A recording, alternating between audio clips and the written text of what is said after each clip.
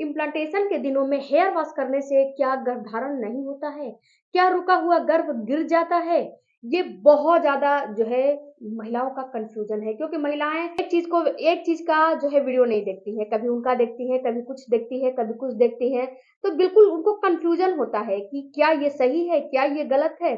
तो आज के वीडियो में मैं आपका जो कन्फ्यूज़न है उसको दूर करने वाली हूँ कि इम्प्लांटेशन में हेयर वॉश करने से क्या इम्प्लांटेशन फेल हो जाता है? और दूसरी बात, अगर इम्प्लांटेशन में हेयर वॉश नहीं कर सकते तो कब कर सकते हैं?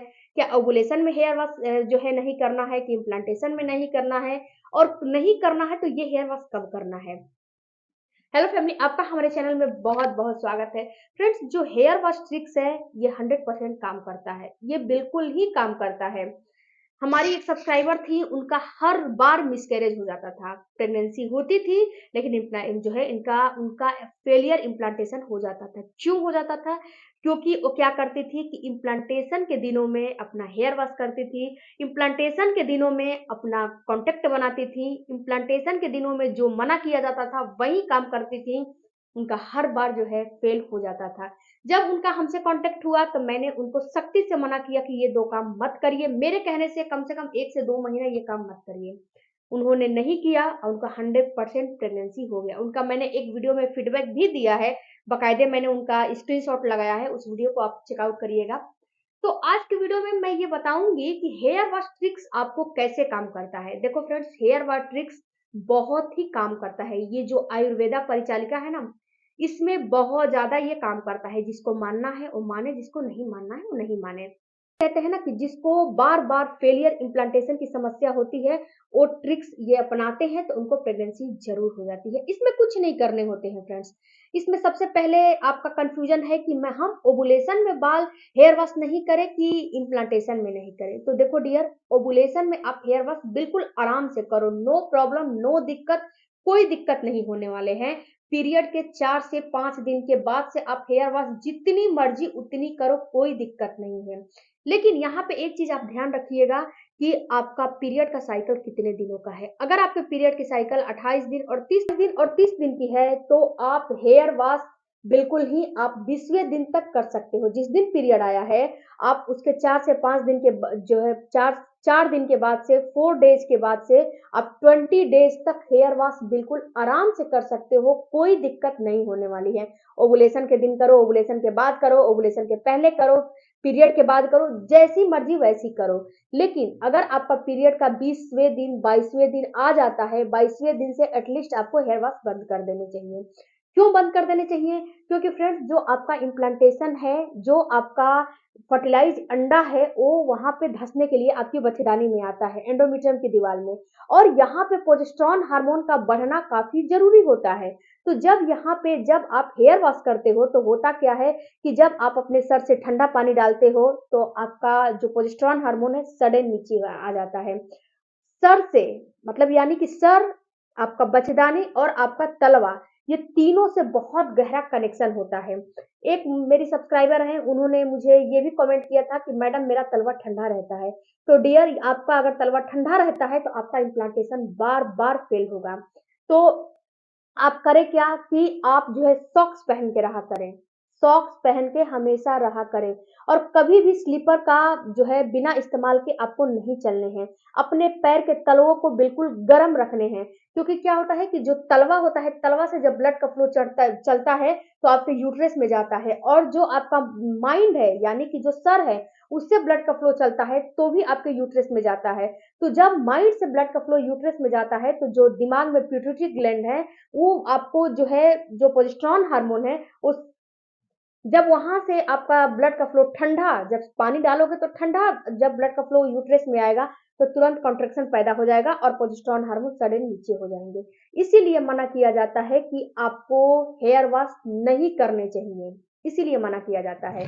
यहाँ पे ये बिल्कुल लॉजिक है कि जब आप ठंडे पा अब फ्रेंड्स, बहुत सारे ये भी कमेंट आएँगे कि क्या हम गर्म पानी से हेयर वॉश कर सकते हैं? तो सबसे पहले तो अपने हेयर वॉश को कभी भी गर्म पानी से नहीं करने चाहिए।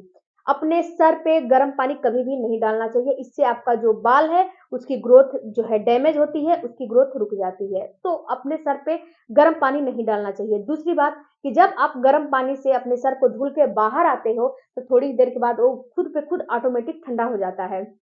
तो जो ब्लड की सप्लाई हो रही है वो 24 घंटे हो रही है। हर मिनट-मिनट पे सेकंडों-सेकंडों में ब्लड की सप्लाई हो रही है। तो जब ब्लड की सप्लाई आपका ब्लड जो ठंडा है वो यूट्रस में जाएगा तो कॉन्ट्रैक्शन हो जाएगा। कॉन्ट्रैक्शन हो जाएगा तो जो है आपका जो भ्रूण छिपका है वो बिल्कुल निकलने के कगार पे आ जाएगा। दूसरी बात कि हेयर वॉश करने से प्रोजेस्टेरोन हार्मोन कम हो जाते हैं। जब प्रोजेस्टेरोन हार्मोन कम होते हैं तो जो आपके एंडोमेट्रियम की दीवार है धीरे-धीरे शेड आउट होने लगती है और पीरियड के रूप में सारा बाहर आ जाता है। आपका बच्चा, आपका एंडोमेट्रियम की दीवार, हर एक चीज़ पीरियड के फॉर्म में बाहर आ जाता है। तो इसीलिए आपको मना किया जाता है कि हेयर वॉश नहीं करने चाहिए। आई होप कि ये लॉजिक आपको समझ में आए होंगे। अब दूसरी बात फ्रेंड्स, सभी लोग का ये भी कमेंट है कि आप जो है बताती हैं कि हेयर वॉश नहीं करने चाहिए, डॉक्टर बताते हैं कि हेयर वॉश करने चाहिए। तो डियर, ये आपके माइंड के ऊपर निर्भर करता है कि आप क्या करते हो, क्या नहीं करते हो। ये जो हम बताते हैं ये आयुर्वेदा पे बताते हैं। डॉक्टर जो बताती है, अगर उस ट्रिक्स को जो है अपना के आप 2-4-6 महीना देखिए और उसके बाद मेरे ट्रिक्स को अपना के 2-4-6 महीना देखिए, आपको खुद पे खुद अंतर समझ में आ जाएँगे। कभी-कभी क्या होता है कि छोटी-छोटी चीज़ों को, छोटी-छोटी टिप्सों को जब अपनाएँगी, तो आपको जो है प्रेगनेंसी हो जाती है, बिन कहे प्रेगनेंसी हो जाती है।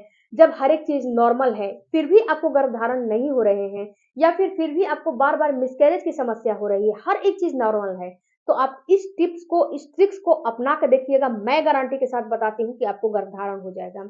दूसरी चीज़ कि जो है रिलेशन, देखो फ्रेंड्स, रिलेशन भी आपको पीरियड के 20-22 दिन के बाद से बिल्कुल बंद कर देनी चाहिए। ओवुलेशन के टाइम पे आपको जो पीरियड आ रहे हैं, पीरियड के बाद आपको 20-22 दिन तक जितना इच्छा उतना कॉन्टैक्ट बना लीजिए, कोई प्रॉब्लम नहीं है। बट आपको 20-22 दिन के बाद से कॉन्टैक्ट बनाना बिल्कुल बंद कर देने हैं। क्यों? क्योंकि जो आपके मेल पार्टनर होते हैं, उनके सेल्स में कुछ ऐसी जो है एंजाइम होते हैं, कुछ ऐसे तत्व होते हैं, जिससे कि यूट्रस में कॉन्ट्रैक्शन होने लगते हैं, पेट में मरोड़े होने लगती हैं और आपकी ब्लीडिंग शुरू हो जाती है। क्योंकि आपका बच्चा इतना बड़ा अभी नहीं है, जिससे कि आपको जो दिक्कतें होंगी, इतना बड़ा नहीं है कि वो उसमें चिपका रहेगा तो निकलेगा नहीं। आप इस बात को डॉक्टर से भी आप संपर्क करके पूछ सकती हैं कि जो ही डॉक्टर को पता चलता है कि आपको प्रेगनेंसी हो चुकी है, 3 महीना के लिए तुरंत आपको रिलेशन में रहने से मना कर देगा। तुरंत ही आपको मना कर देती है। क्यों? क्योंकि अगर आपकी जो एक्टिविटी है, अगर गलत तरीके से हुई, तो पेट पे प्रेशर पड़ेगा, पेट पे दबाव पड़ेगा, उससे भी प्रेगनेंसी निकल सकती है। यूट्रस में कॉन्ट्रैक्शन हो जाएगा, उससे भी प्रेगनेंसी निकल सकती है। दोनों रीज़न होते हैं। तो आपको दोनों काम बिल्कुल भी अपने पीरियड के 20-22 दिन के बाद से नहीं करने चाहिए, नहीं तो आपका इम्प्लांटेशन फेल होना ही होना है। अब बहुत सारी महिलाओं का ये भी कमेंट आता है कि मैडम, मेरा तो प्रेगनेंसी रुक गया था, बट मेरा फिर से पीरियड स्टार्ट हो गया। क्यों हो गया? क्योंकि डियर, आपने कुछ ना कुछ एक्टिविटी किया है, कुछ ना कुछ गलतियाँ किया है, ये अपने आप से आप पूछो। हमसे नहीं, अपने आप से पूछो कि आपने कौन-सी गलतियाँ किया है। दूसरी बात फ्रेंड्स, कि अब जो बात आती है कि आपने मना किया है कि इम्प्लांटेशन में हेयर वॉश नहीं करना है, तो हेयर वॉश आखिर करें कब? तो देखो डियर, जब आपका पीरियड मिस हो जाता है, जब आप चेक कर लेते हो, जब डबल लाइन आ जाता है, तो तुरंत डॉक्टर के पास जाओ, तुरंत वहाँ पे डॉक्टर के पास जाओगे, डॉक्टर आपको जो है फॉलिक एसिड हो गया या फिर आपको कैल्शियम, विटामिन्स की सप्लीमेंट देती है और वहाँ पे आपको प्रोजेस्टेरोन हार्मोन की भी मेडिसिन दिया जाता है। जब प्रोजेस्टेरोन हार्मोन की मेडिसिन दिया जाता है या फिर इंजेक्शन लगते हैं या फिर आपको निचले अंगों में जो है मेडिसिन रखने को दिया जाता है, तो ये जो है प्रोजेस्टेरोन हार्मोन बढ़ाने के लिए कोई भी काम डॉक्टर कर सकती है, आपके बॉडी के अकॉर्डिंग। तो जब वहाँ पे आप डॉक्टर से मिलके आ जाते हो, तब आप हेयर वॉश कर सकते हो, कोई दिक्कत नहीं है, क्योंकि जो आप मेडिसिन ले रहे हो, उससे आपका प्रोजेस्टेरोन हार्मोन सडन नीचे नहीं होगा, क्योंकि जो मेडिसिन है, मेडिसिन उस चीज़ को बैलेंस करके रखेगा। तो आई होप फ्रेंड्स कि आपके सारे कन्फ्यूज़न, सारे डाउट क्लियर हो गए होंगे। अगर फिर भी कोई डाउट होगा तो कमेंट बॉक्स में ज़रूर कमेंट करिएगा, लेकिन वीडियो को पूरा देख के, आधा-अधूरा देख के मत करिएगा। वीडियो को पूरा देखिएगा, उसके बाद कमेंट करिएगा,